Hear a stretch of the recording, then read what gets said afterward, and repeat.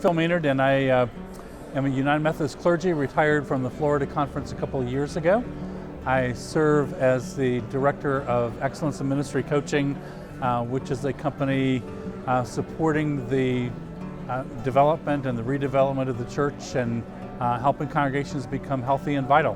That's my ministry with a particular focus toward discipleship and helping people become growing, maturing disciples. They are people who are trying to figure it out and even decide if they want to be a disciple of Jesus.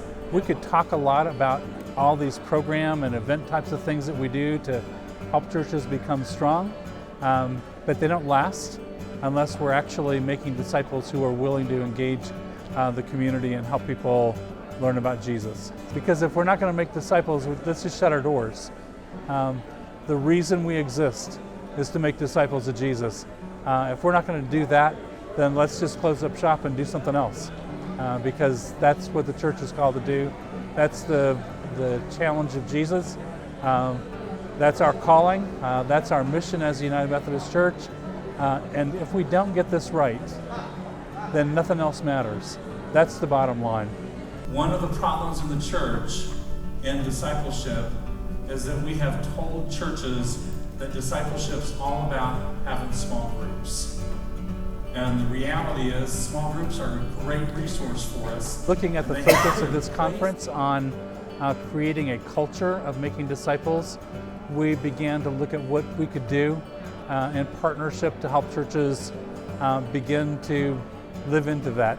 So the way that we came up with was that we would present these materials, the membership to discipleship, across the conference in each of the districts, at least providing some foundational language for people to talk about as we look at building a discipling process.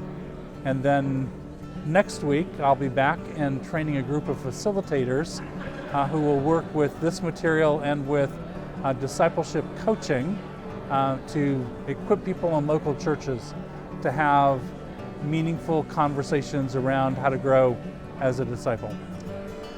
You've got a lot of churches, and you got a lot of churches in some very different circumstances, especially with the merging together of the two conferences, which has brought its own set of challenges. So part of it, there's some language barriers that need to be overcome.